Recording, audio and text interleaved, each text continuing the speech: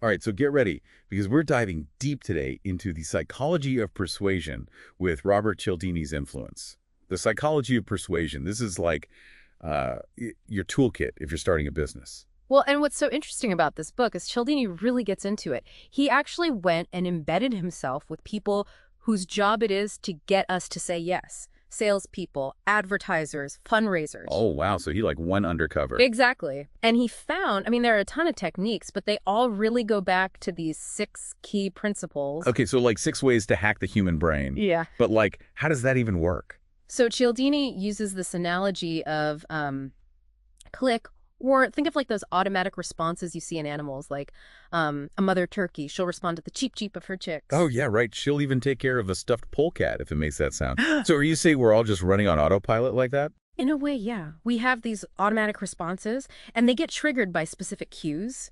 There's this study he talks about where people trying to cut in line at a copy machine were way more likely to get their way if they gave a reason, any reason, even if it was totally bogus. So just adding a because to a request can totally change the outcome. Now that is powerful stuff, especially if you're an entrepreneur just starting out and need to get a yes from investors and partners. What's the first principle then? All right, so the first one is reciprocity. It's that, we feel obligated to return favors, even if we didn't ask for them in the first place. Oh yeah, I totally get that. Cialdini talks about this experiment where people were more likely to buy raffle tickets from someone if that person had just given them a Coke. The old Coke trick. Okay, so how can someone use that ethically? It's not like you want to be bribing people. Right, it's not about bribing. It's about understanding that giving something first, even something small, can create goodwill. Like think free samples or consultations, or even like a really helpful blog post. Stuff that adds value. Yeah, I see. Okay, so what's the second principle?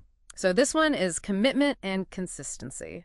This is where we try to stay consistent with the things we've said and done, even if the situation has changed. So we're kind of stubborn like that. Well, yeah. So he mentions the study where people were more willing to put a huge ugly sign in their yard that said, "Drive carefully," if they had previously agreed to display a tiny one about safe driving.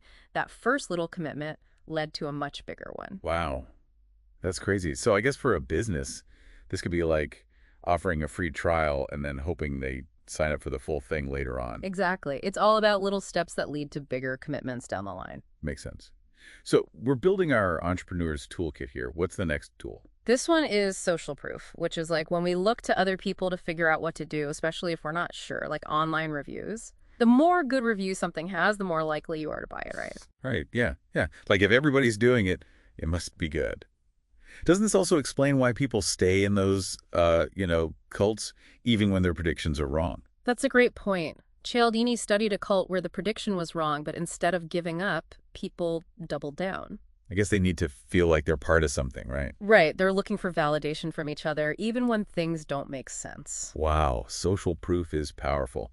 So I guess for a business, it's about showing how many people love your product, maybe get some testimonials, maybe even show how many units you've sold. Right, yeah, exactly. It's showing that other people already trust you.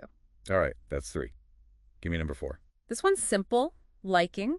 We say yes to people we like. He uses the example of Tupperware parties. Those were big. My aunt used to have those. It was about socializing, Yeah. right? So it's not really about the Tupperware. It was about leveraging friendships to sell. So think about finding common ground with customers, building relationships, that kind of thing. Yeah, I definitely buy from people I like.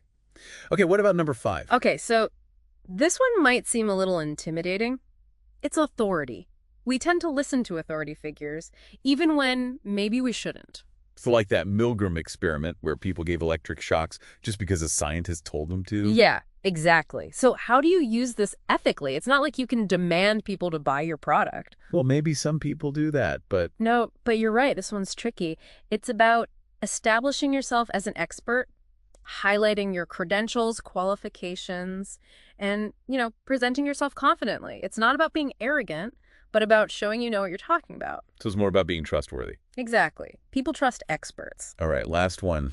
Hit me with it. Okay, this one is scarcity. We want what we can't have. Think of those limited time offers. They create urgency and make people act. Oh yeah, FOMO, right.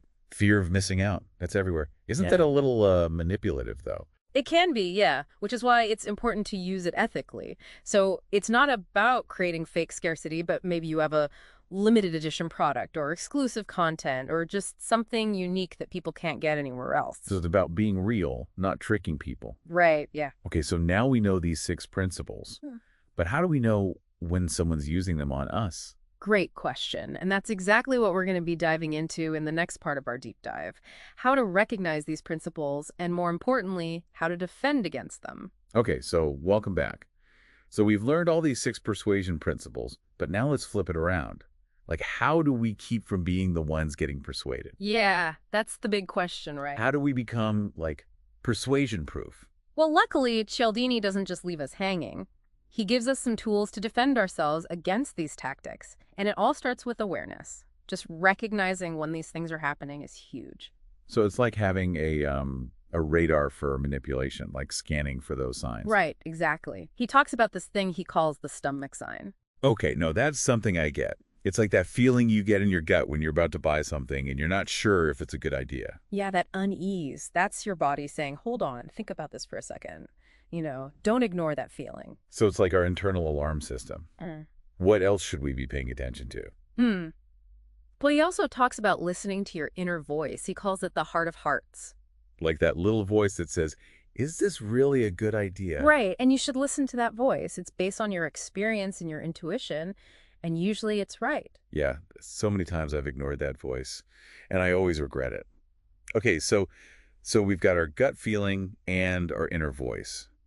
Are there any like specific questions we can ask ourselves, when we sense something's off? Yeah, for sure, especially when you're dealing with authority figures. First, ask yourself, is this person really an expert? Like, look beyond titles and appearances, think about their credentials. So just because someone has like a fancy degree doesn't mean they know everything. No, exactly. Their expertise needs to be relevant to the situation. Otherwise, you might just be blindly obeying them. Right. I wouldn't go to my dentist for financial advice. Okay, what's the second question? Okay, this one's important.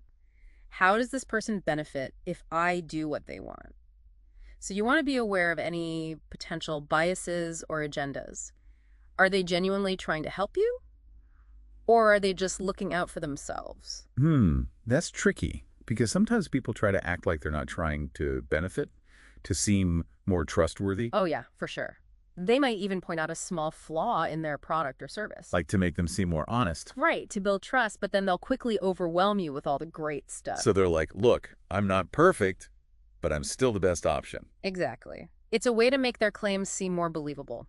But now that you know the trick, you can see through it. So those 2 questions are like, our defenses against authority.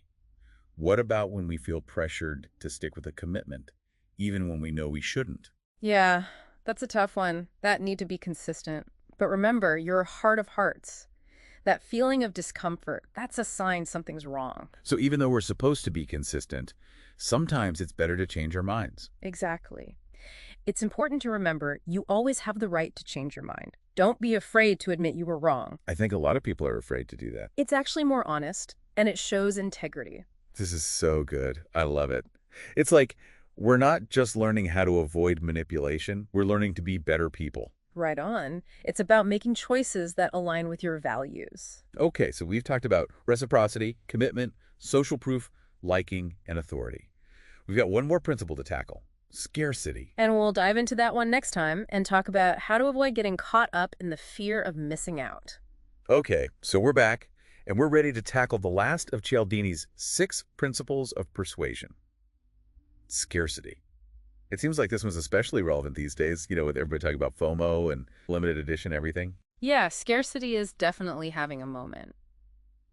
And it's not just a marketing trick. I mean, this goes way back, right? Oh, yeah, like we've always wanted what we couldn't have, but why is that? Well, Cialdini says it comes from, our evolutionary past. Think about it. Scarce resources, those were vital for survival back in the day. So, like, we're hardwired to want things that are hard to get. Yeah, basically. So those limited time offers, while supplies last, all that stuff, it taps into that primal instinct. Makes sense, and it totally works on me.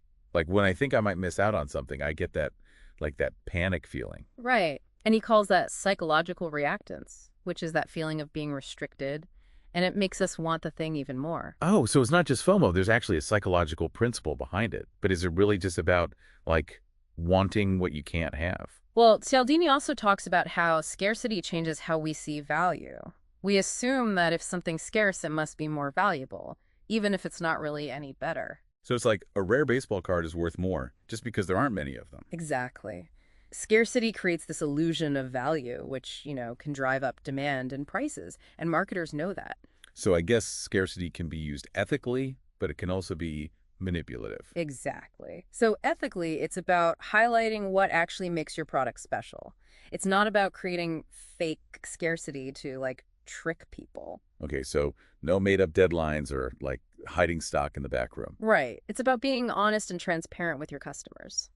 So how can we avoid getting, like, sucked in by these scarcity tactics? Well, the key is to recognize how it makes you feel.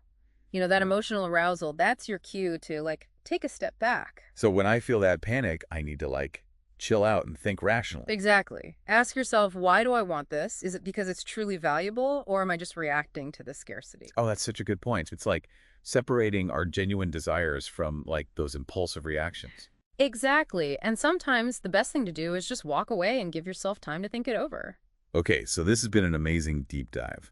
We've learned about all 6 principles of persuasion and how to use them ethically and how to defend ourselves against them. And don't forget, the most powerful persuasion is always going to be about building real value and trust. Yeah, absolutely. Mm. Honesty and integrity, those are the foundations of any successful business or even just any successful relationship. Exactly. Well, that's all the time we have for today, so be sure to check out Robert Cialdini's book, Influence, if you want to learn more. And remember, stay aware, be a little skeptical, and you'll be able to handle just about anything. Awesome. Thanks for joining us, and we'll see you next time.